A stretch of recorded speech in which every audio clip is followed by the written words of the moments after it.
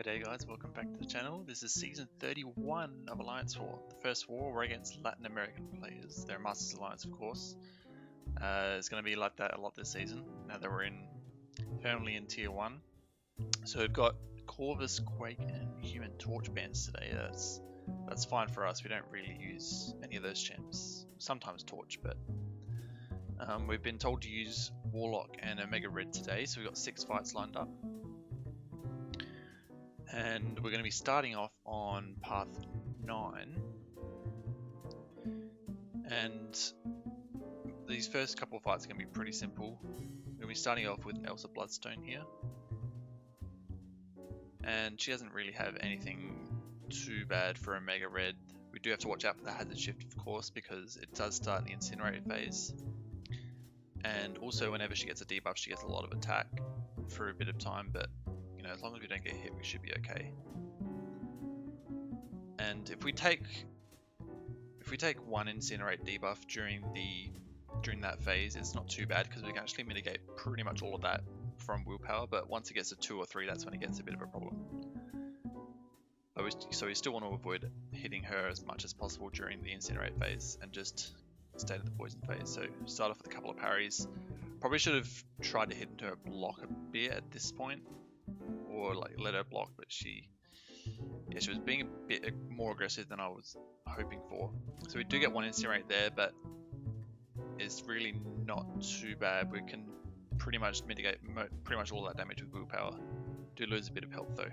That's just one potion, it's not too bad. And so yeah, once we've got into that poison phase, we can lay the degens on, get a few basic hits in. Did get a bit trapped in the corner at the end, but she was pretty much dead by that point, so a couple more hits finish her off. So yeah, pretty solid start. I was a bit nervous just because it's been like 3 months since I've done proper Alliance War, you know, like Season War, and even longer since I've done Tier 1 War. Yeah, so it was definitely a snap back to reality today. But the next fight we have is a Havok. He's also has a hazard shift node with Incinerate and Poison, so we've fought Havoks before on the hazard shift mini boss node with Warlock before. It's pretty simple. We just want to wait out that Incinerate phase and keep hitting him when he's in the poison phase, just like that Omega Red fight. He does go indestructible whenever we reach a bar of power, but not too bad. Probably could have been a bit smarter in that poison phase to get him just off our back. So we do have to get one incinerate on us just to make sure we don't get trapped in the corner. We don't want to eat heavy. One special 2 is going to get a good amount of distance, and luckily he does have willpower, so we are draining a lot of his power, which means we can push him back even further. And I probably could have finished this off with one heavy if it had crit, but I just didn't want to risk it. Just wanted to wait until the incinerate phase was over. And I probably could have thrown a heavy there, but still waited out, and just to be extra safe, and we did. So yeah, we lost probably more health than we could have, but I'll take it. So now the next fight is the one I was probably the most worried about. So this is a Air Walker. He also has the hazard shift node. But this is the first high ground fight. I think we have 2 high ground fights this war out of our 6. And that can be a problem because with the hazard shift and Omega Red, we have to do a lot of blocking when we're in incinerate phase, and that can mean a lot of high ground damage. So just to be safe, I did put an invulnerability boost on because I knew this could be a bit sketchy, and we obviously healed up back to full health. We want all the health we can get for this fight. Not quite full health, but 93%. Probably could have healed up a little bit more. So I probably, like that Elsa fight, I probably could have hit into block here because he's up to 2 high ground charges already, and we do land that first heavy, which is good. Need that health to tick down as much as possible now. Dex that first special 1. just because I don't want it to block and take more high ground damage. Unfortunately, we missed the second dex, that special one, which means we do get stunned, we lose all of our indestructible boost. He's got 5 high ground charges now. We luckily land that heavy attack. That could have been really bad if we had been a split second too late there, but see, the high ground damage is ridiculous at the moment. Luckily, the poison phase came back again and we were able to finish him off with a special 2, but so very quick fight, but very, very sketchy. That could have gone very bad had we mistimed anything. Okay, so now we're in section 2 and we're on path 6, and this is probably one of the simpler paths, especially with the fights we have. So there are going to be a couple of Warlock fights. Starting off with Iceman. Iceman is one of the simplest defenders going around, and Warlock's going to shit all over him because he's Cold Snap immune, and nothing really too difficult about this Iceman. He does have a lot of prowess, so if we do eat a special 1 by accident, it's going to be very bad, but I'm very confident dexing both of his specials. So we're just going to boost up a bit, because we are taking the 2 path fights and also the central mini-boss as our last fight.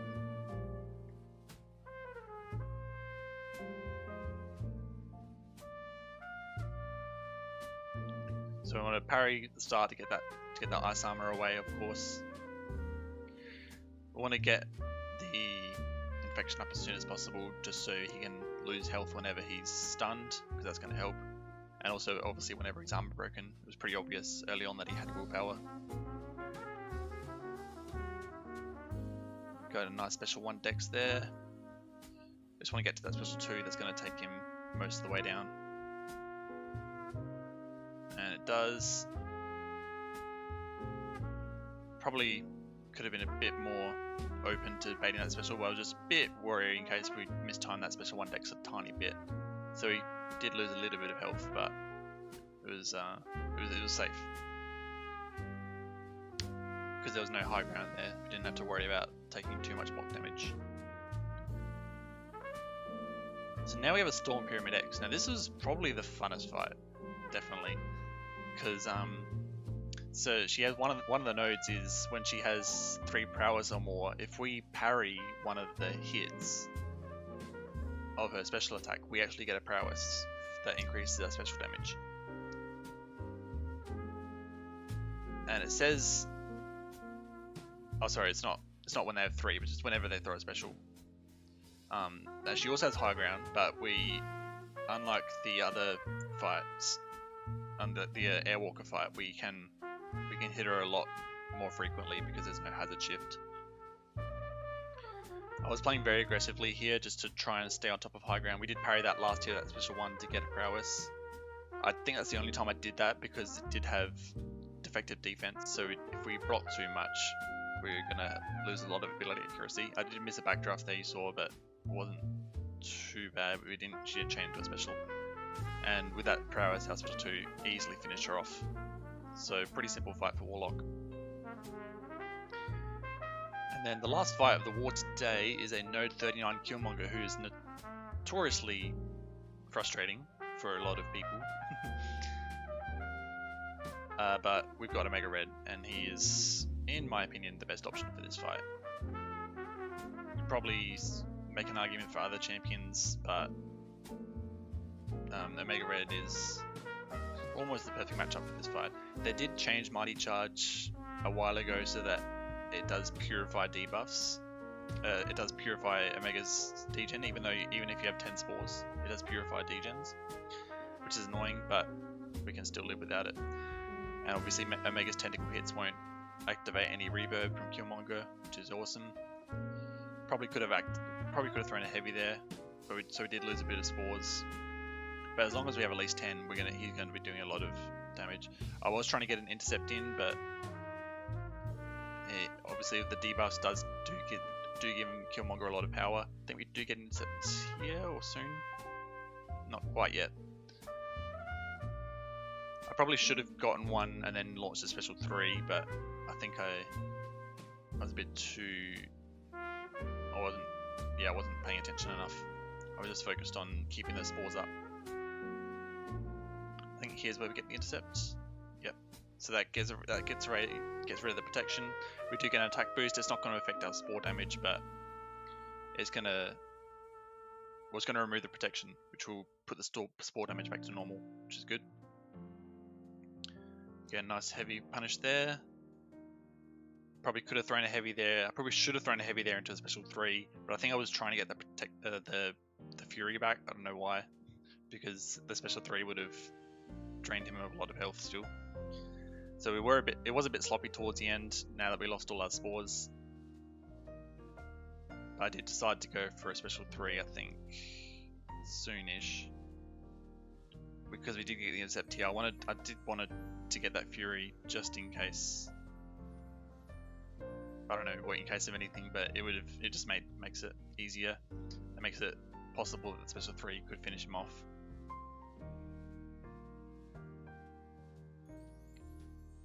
And it almost did, but we get a couple more hits in and he's down. So yeah, pretty solid fight overall. We finished on 96% health, and that was our war. So we did end up winning this war overall, which was good. It was a good start to the season. It was quite sloppy on both accounts. There were quite a lot of deaths for a Masters War.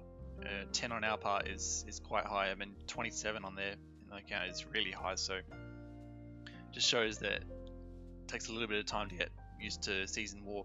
We do have 149 diversity. I think there's a bit of a mix up on our end with AQ. I think some champ might have got stuck in AQ or something, but I think that should be 150 by next war, hopefully. But yeah, it was a pretty fun war. It was good getting that adrenaline rush being in tier 1 war again, and I hope you guys enjoyed the video, and I'll see you in the next war. Peace out.